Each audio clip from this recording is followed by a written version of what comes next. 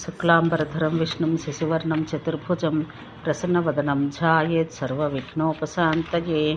మధురా తీర్థ ప్రశంస. సూతుడిట్లా చెప్పాను, ఋషులారా, భగవంతుడకు శ్రీహరి ద్వారా లోహార్కల క్షేత్రం యొక్క మహిమ విన్న పృథ్వీ ఆశ్చర్యచకితురాలై మరలా ఇట్లా పలికినది. ప్రభు, నీ కృపచేత లోహార్కల క్షేత్రం మహత్యం వింటని. ఈ క్షేత్రం కన్నను శ్రేష్టమైనది, తీర్థములలో సర్వోత్తమమైనది, అందరికీ శుభాలు సమకూర్చినది వేరేదైనను తీర్థమున్నైడల నాపై కృప ఉంచి దాని గురించి కూడా తెలియజేయవలసింది అనగా వరాహ భగవానుడిట్లనెను. వసుంధర, మధురతో సమానమై నాకు ప్రియమైన ఆకాశ పాతాళ మర్త్యములను ఈ మూడు లోకాల్లోనూ ప్రియమైన తీర్థం లేదు. ఈ నగరమందే నాకు శ్రీకృష్ణావతారం జరిగింది. అందుచేత ఇది పుష్కరం, ప్రయాగ, ఉజ్జయిని, కాశీ, నైమిసారణ్యముల కంటే అధికమైన మహత్యం కలది.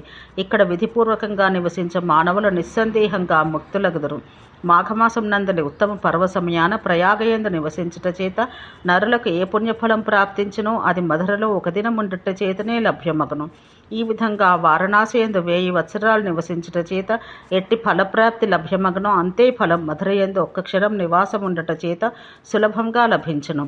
దేవి, కార్తీక మాసమందు పుష్కర క్షేత్రమందు నివసించవానికి లభ్యమగు సువిఖ్యాత పుణ్యఫలం మధురయందు నివాసముండవానికి జితేంద్రియులైన నరులకు సహజంగా సంప్రాప్తించును. ఎవరైనాను మధురా మండలము అను పేరును ఉచ్చరించినను లేక ఆ శబ్దాన్ని మరి ఒకరు విన్నవాడు కూడా అన్ని పాపాల నుండి ముక్తుడగును. భూమండలంపై సముద్ర పర్యంతం ఎన్ని తీర్థములు లేక సరోవరములు కలవో అవన్నీ మధురా నగరానికి అంతర్గతంగా ఉన్నవి. అందుకు కారణమేమనగా సాక్షాత్ భగవంతుడు శ్రీహరియే గుప్తరూపంతో అచట నిరంతర నివాసం ఏర్పాటు చేసుకుని ఉన్నాడు. కుబ్జాంరకం, సౌకరకం, మధుర ఈ 3 పరమ విశిష్ట తీర్థాలు. అక్కడ ఈ ప్రదేశం యోగులకు తపోసాధకంగా ఉండకపోయినను కూడా ఈ స్థానములందు నివాసి సిద్ధిని పొందగలుగును.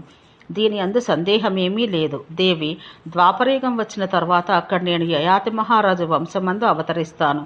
నాది ఆ కారణం చేత క్షత్రియ కులం కాగలదు. ఆ సమయాన్ని నేను 4 అవతారాలు కృష్ణ, బలరామ, ప్రద్యుమ్న, అనిరుద్ధులుగా మారి చతుర్వ్యూహ రూపంలందు 100 సంవత్సరాల వరకు అక్కడ నివాసముంటాను. నా ఈ 4 విగ్రహాలు క్రమంగా చందన, సువర్ణ, అశోక కమలములను పోలిన రూపం కలవారుగా ఉందరు. ఆ సమయాన ధర్మాన్ని ద్వేషించవారగు కంసుడు మొదలగు మహాభయంకరులు 32 మంది దైత్యులు ఉద్భవించెదరు. వారినందరినీ నేను సంహరించగలను. అక్కడ సూర్యపుత్రి యమున యొక్క సుందర ప్రవాహం ఎల్లప్పుడూ సమీపంలో శోభాకరంగా ఉండును. మధురేందు నాకు సంబంధించిన అనేక గుప్త తీర్థములు కలవు. ఆ తీర్థములందు స్నానం చేయుట చేత మనుషులు నా లోకమందు ప్రతిష్ఠితులగుదురు. ఇంకను అక్కడ చనిపోయిన తర్వాత 4 భుజములు కలవాడై నా స్వరూపాన్ని పొందును. దేవి, మధురామండలమందు విశ్రాంతి అను పేరుగల ఒక తీర్థం కలదు. అది 3 లోకములందును ప్రసిద్ధి చెందినట్టుది. అక్కడ స్నానం చేయు మానవుడు నా లోకాన నివసించుటకు ఆకాశమును స్థానమును పొందును. అక్కడ నా ప్రతిమను దర్శించి సమస్త తీర్థంలోనూ అవగాహనం అనగా స్నానం చేసిన ఫలం పొందును. ఎవరు 2 మార్లు దాని ప్రదక్షిణం చేయుదురో వారు విష్ణులోక భాగస్థులగుదురు. ఇంతేగాక ఇదే విధంగా కనకల అను పేరుగల అత్యంత గుహ్యస్థానం కలదు. అక్కడ మనిషి కేవలం స్నానం చేయుట చేతనే స్వర్గసుఖం పొందుటకు అధికారం ప్రాప్తించుకొనును. అట్టిదే విందుక అనే పేరుగల విఖ్యాతమైన ఒక పరమగోప్యమగు మరి ఒక క్షేత్రం కలదు. ఆ క్షేత్రాన స్నానం చేసిన వ్యక్తి నా లోకాన ప్రతిష్ఠితుడగును. వసుంధర, ఆ తీర్థానికి సంబంధించిన ఒక ప్రాచీన ఇతిహాసాన్ని ఇప్పుడు చెబుతున్నాను వినము. పాంచాల దేశం మందు ప్రసిద్ధి చెందిన కాంపిల్య, ఇది ఫరూకాబాద్ జిల్లాలోని కంపిల నగరం. ఈ నగరమందు బ్రహ్మదత్తుడను రాజు వసించుచుండును. అచ్చట అతని వద్ద తిందుకుడు అను పేరుగల ఒక మంగళ నివసించుచుండును. చాలా దినాల పాటు అక్కడ నివసించిన తర్వాత అతడి బంధుమిత్రులందరూ క్షీణించిపోయిరి. అంతటా తిందుకుడు దుఃఖం చేత పీడించబడ్డవాడై అచ్చటి నుండి మధురకు పోయి ఒక బ్రాహ్మణుని ఇంటి యందు నివసించుచుండెను.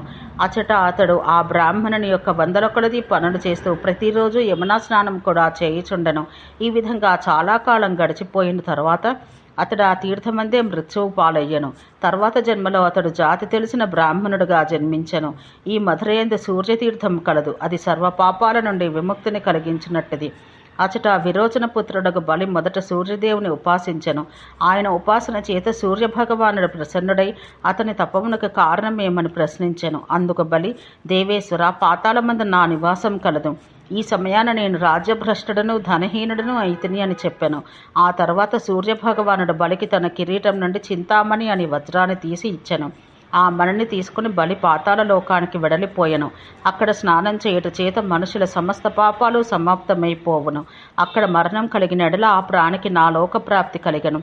దేవి ప్రత్యేక ఆదివారం నాడు సంక్రాంతి సమయాన అట్లే సూర్యచంద్ర గ్రహణంలందు ఆ తీర్థమందు స్నానం చేయుట చేత రాజసూయ యజ్ఞ నిర్వహణ ఫలం లభ్యమగను. ధ్రువుడు కూడా ఇక్కడ స్నానాదిపూర్వక కఠోర తపస్సు చేశాను. అందుకే నేటికి ధ్రువలోకమందు ప్రతిష్ఠితుడుగా ఉన్నాడు. వసుధ, ఏ నరుడు ఈ ధ్రువతీర్థమందు శ్రద్ధ కలిగిన వాడగనో అతడి సర్వపితరులు ఉద్ధరింపబడదురు. ధ్రువతీర్థం యొక్క దక్షిణ భాగమందు తీర్థరాజమను స్థానం కలదు. అక్కడ స్నానం చేసిన మానవులు నా ధామం పొందగలుగుతారు. మధురయందు కోటితీర్థం అను పేరు గల ఒక స్థానం కలదు. దాని దర్శనం దేవతలకు కూడా బహుదుర్లభమైనది. ఆ కోటి తీర్థయందు స్నానం చేసిన పితరులు దేవతలకు తర్పణం అర్పించాలి.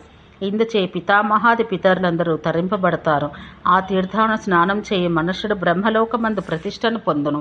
ఇచ్చటనే పితరులకు కూడా దుర్లభమైన వాయుతీర్థం కలదు. ఇక్కడ పిండదానం చేయుటచే నరుడు పితృలోకములు పొందగలుగును. దేవి, గయయందు పిండదానం చేయుటచే మనుష్యునికి లభించడినట్టి ఫలము ఇచ్చట జ్యేష్ఠయందు పిండదానం చేయుటచే లభ్యమగుచున్నది. ఇందు ఎట్టి సంశయం లేదు. ఈ 12 తీర్థములను కేవలం స్మరణ చేయుట చేత పాపము దూరంగా పోతున్నది. అంతేగాక మనుషుని సమస్త కోరికలు పరిపూర్ణం కాగలవు. ఓం శాంతి శాంతి శాంతి.